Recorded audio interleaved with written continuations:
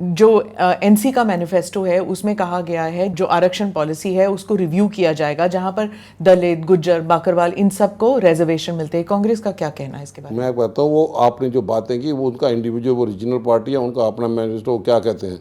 जब सरकार बनेगी, सरकार कॉमन मिनिमम प्रोग्राम के तहत ही चलेगी। जो हम लोगों को एक्सेप्टेबल होगा उनको एक्सेप्टेबल होगा।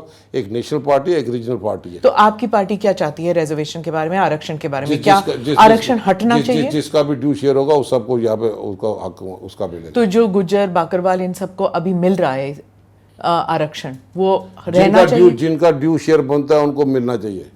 इनको मिलना चाहिए। जिनका ड्यू शेयर जिनका जितना बनता है उनको जरूर मिलना चाहिए। उमर अब्दुल्ला ने कहा कि जो कांग्रेस के साथ हमें गठबंधन करना पड़ा वो हमारी मजबूरी थी, क्योंकि कांग्रेस जो है वो कह रहे थे कि जो हमने इंटरव्यू किया उनका पॉडकास्ट, तो उन्होंने कहा कि जो ग्राउंड लेवल वर्कर्स है वो नहीं चाहते थे कि गठबंधन हो, क्योंकि कांग्रेस जो है कश्मीर में वो मौजूद ही नहीं है।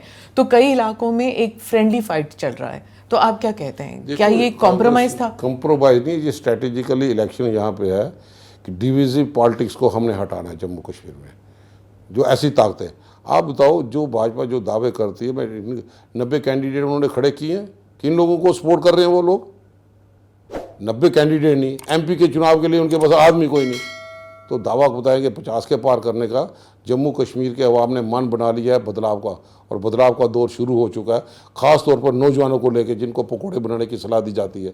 10 साल से लोग जो प्रॉक्सी वार से जूझ रहे हैं, जिनकी एज खत्म हो गई, उसका लिए कौन जिम्मेवार है? 10 साल से कोई रिक्रूटमेंट स्कैम भाजपा के दौर पर यहाँ पर मिले।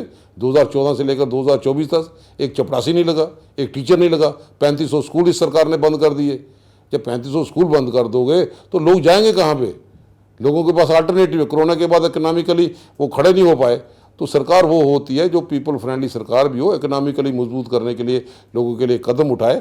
आप डेवलपमेंट भी करो, लेकिन डेवलपमेंट के साथ साथ डिग्निटी भी तो कम से कम लोगों की रखो। तो आप समझते हैं कि अगर उमर अब्दुल्ला की सरकार आती है, अगर वो चीफ मिनिस्टर बनते हैं, तो डिग्निटी वापस आएगी? बिल्कुल, जब गठबंधन होगा तो हमारी सारे लोग सेंट्रल लीडरशिप बैठ के डिसाइड करेगी। और इसमें पीडीपी का क्या रोल होगा? क्योंकि महबूबा जी कह रही थी कि वो भी इंडी ब्लॉक में आ सकती। महबूबा जी या पीडीपी जो है वो कहती थी वो इंडिया ब्लॉक में आना चाहते थे, लेकिन कुछ ऐसे ताकतें हैं जिन्होंने इंडी ब्लॉक से उनको अलग रखा। ये नेशनल लेवल की पॉलिटिक्स लीडरशिप उसमें बैठी है, हर चीज़ का संज्ञान लेती है और उनको भी कॉन्फिडेंस में लेके सारे कदम यहाँ पे उठाएगी।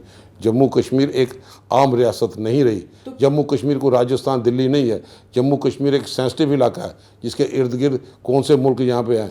हमें कंजीनियल एटमॉस्फेयर चाहिए, पीसफुल एटमॉस्फेयर चाहिए, लॉ एंड ऑर्डर प्रॉब्लम वाली रियासत नहीं चाहिए। हमें बिल्कुल अच्छा रोल अदा कर पाए, क्योंकि यहाँ पे कोई इतना बड़ा इंडस्ट्रियल नहीं है। यहाँ पे हार्टिकल्चर सेक्टर है, इंडस्ट्रियल सेक्टर है, और यहाँ पे कोई सोर्सेज नहीं है। इकोनॉमिकली मजबूत हम किस ढंग से कर पाए? और सबसे ज़्यादा इसकी दवा यही है कि हमें यूटी से फौरी तौर पे स्टेट में कन्वर्ट करें। ऑनरेबल सुप्रीम कोर्ट ने कहा है, हमारा बयान था कि रियासत दे, ऑनरेबल सुप्रीम कोर्ट ने कहा स्टेट को रिस्टोर कर दो इमीडिएटली, क्योंकि उन्होंने समझा कि हमारे लोगों के जज्बात जो थे वो इसके साथ जुड़ गए। कहीं हिंदुस्तान में स्टेट से यूटी आई नहीं। हमारे लोगों का क्या कसूर है? 30 साल से हम यहाँ पे प्रॉक्सी वार से जूझ रहे हैं, मिलिटेंसी का शिकार हो रहे हैं। ए हो, बी हो, सी हो, टेररिज्म है, और टेररिज्म के आगे घुटने टेकेंगे, डट का विरोध करेंगे। जो सरकार अच्छी पॉलिसी बनाएगी हम उनके साथ खड़े हैं, लेकिन कोई इशू तो कम से कम करें। Click here to watch the full episode.